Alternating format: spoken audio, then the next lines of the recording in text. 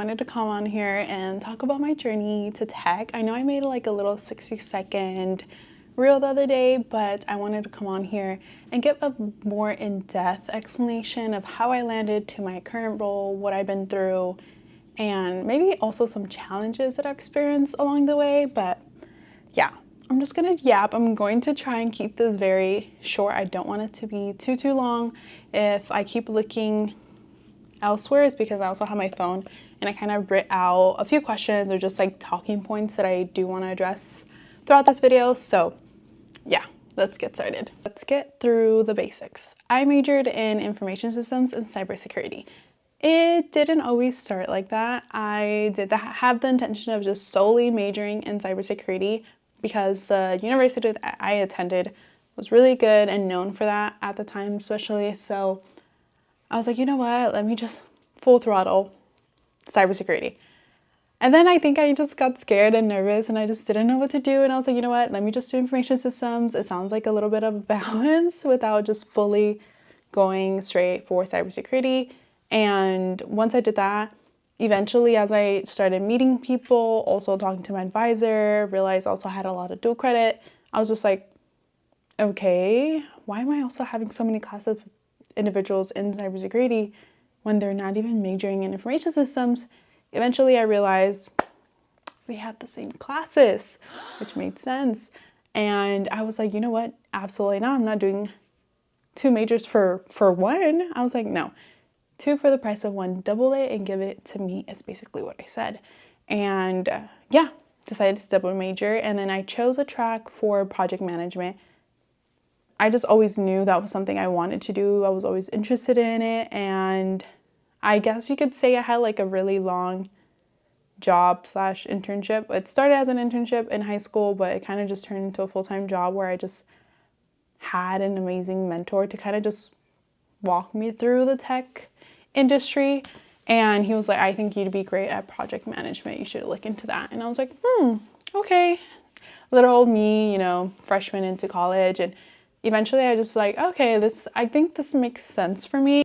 Next, internships.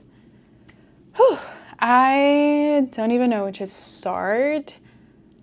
One, I wish I would have applied earlier to internships, maybe as a freshman or a sophomore, because you just never know what companies take those, like, you know, levels. And I wish I would have just applied to more. I think once I got my first internship, I was kind of like, okay, I'm done. And then, I mean, luckily I got a return offer, which was great. That was kind of just like the goal that I kept striving for. But I just wish I would have just taken more internships or more co-ops. And to this day, I still don't know why I didn't. Like, it's not that I didn't want to. I do remember being rejected from a company. No tea, no shade, but it's okay. I remember that put me down really, really bad. I was just like, dang, oh my God, I'm ugly. Like, they're not gonna take me. Or I guess they don't want me, but it was fine. It worked out for the best. But yeah, I don't know. I am also a first to go to university far away from home, first to go to a four-year university in general. And it was hard, nonetheless, to try and navigate that. On top of that, trying to figure out how to apply for internships, how that works, how to do my taxes. It was just a lot. But yeah, I just wish I would have done a lot more. I did a lot, but I could have done a little bit more in the internship space, I guess you could say. And randomly, I signed up for an event that had a company, didn't think the recruiter was going to be there. It was asking for resumes to complete like the sign up process. So I submitted my resume, had not even proofread it, had not even skimmed the document. Luckily, I had already attended so many other resume workshops and stuff that I wasn't really worried about it, but I also could have done, if I would have known they were actually going to look at it, I would have looked at it myself a little bit more and maybe changed some things up. But it worked out. The recruiter ended up basically saying at the end of the call that if you submitted your resume, it will be reviewed and you should hear back within a week if you will be having an interview. luckily I got such interview, did the interview, got the job, and the internship.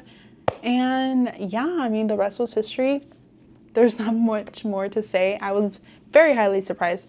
That's how it went. Like, I would have never thought that's how I received an internship, but it worked out, and I'm so happy I did. Then for the internship itself, honestly, it was really great.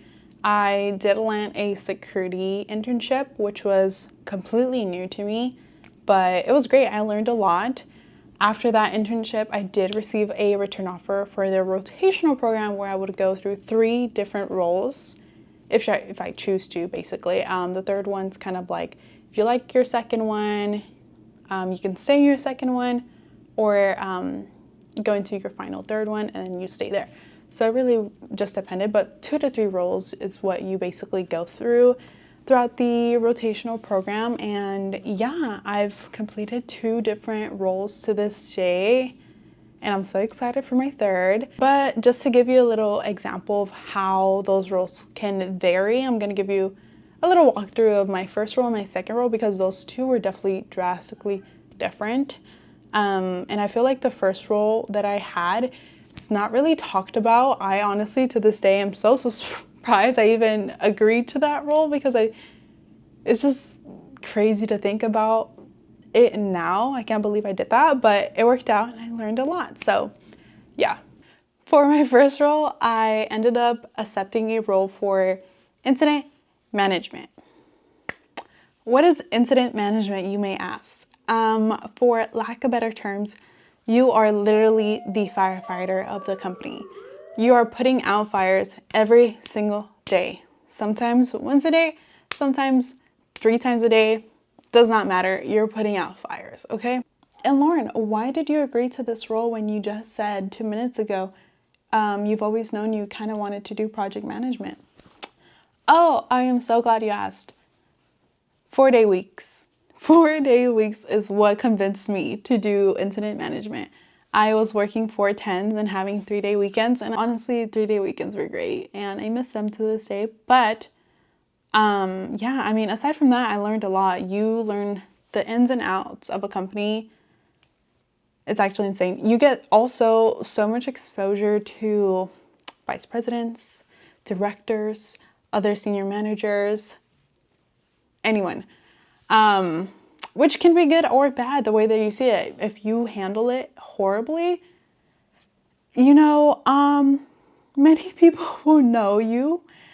But if you do a great job, you also get a lot of kudos. And honestly, that was just my goal for that entire 18 months, I believe I was in that role. And it was amazing. Very, very scary, because sometimes those incidents get very, very serious and people are not so happy. So sometimes you will have individuals that are not so happy on the call, and that's okay. You just have to, you know, keep doing your job and make sure you get to service available as quickly as possible so that everyone stays happy, okay? But yeah, it was amazing. And obviously, I'm not working on projects, other tasks, other deliverables. My only role was to sit, wait for an incident to be requested from a user within the company, and hop on that call, get any other support, whether it's the firewall team, the networking team, the application support, any vendors. That was my job, whether it was through email, through phone call, waking people up in a different country. My responsibility was to make sure that problem was fixed as soon as possible. Obviously, based on priority. Do not wake people up for an incident with a low priority. It's never that serious. But for those incidents that were top priority, where 200 people joined the call, make sure you get anyone up out of their slumber if need be. But yeah, it was very hectic. Sometimes calls would take 10 minutes and sometimes calls would take 8 hours, and I would have to hand it off to the next person before I left. It was a lot. It was definitely a lot. But I did learn a lot. It just wasn't for me. Long term, I just definitely didn't see myself in that role. And that's okay. And that's the beauty of a rotational program. If you join a team and you don't like it and you don't see yourself there long term, switch teams. That's it. That is the main purpose. And I'm so glad that is how I ended up learning all of this, because I couldn't imagine like just applying for that job full time and then feeling stuck because the only way out would be to quit, you know, or apply internally. And that just sounds crazy and stressful and doesn't sound fun. So I'm glad this is the way I ended up landing this experience. And like I said, the beauty is to rotate. So for my second rotation, I had two options. I could completely leave the team and go to a PM role outside that team for a different product or whatever the case may be. I decided to stay on the team because I knew the product so well and just become the PM for that side of the team. And that's what I did. And it's been great. Like I mentioned, I already knew this product and was very much familiar. I ended up learning so much more about it that obviously I didn't even know of myself. And within, I want to say 2 months of being on that team, I decided to attain a certification. I became a certified Scrum Master because I was kind of just like, what do I do? What should I expect? And although I had a product owner that I kind of shadowed day to day, it wasn't the same because he was also in a different country. So he was based out of Ireland. So our days within, like, you know, together, where we were able to talk and shadow and, you know, communicate were very limited. My mornings were his evenings. So I kind of was just searching the interwebs and I came to find the Scrum certification, decided to take it. And it was great. Honestly, it took literally 2 days. The exam was not too difficult. And it was probably the best thing I could have done for myself just because I definitely did need that, I don't want to say, I guess structure would be the best word. There's so many events that take place as a PM, whether it's like the sprint planning, the sprint retrospective, and I was just kind of like, you can Google these things, but it's nice to have someone kind of walk you through why these events should happen, how they should be held. And although they want to tell you exactly how to host those meetings, that's up to you and your team and what works best for you. It was nice having someone explain the why, you know? And yeah, I've been doing that role for almost a year now. And I just matched with my final rotation, which is another PM role. And I'm so excited to do that because it's going to be completely different. So I'm starting 2025 with a completely new job, completely new scope. And yeah, I'm so excited. And the last question I have here is, what surprised you the most about the corporate world? And I feel like every day is a new surprise. I would say that even switching from incident management to product management, the thing that surprised me the most is how different everyone does every single thing at the company.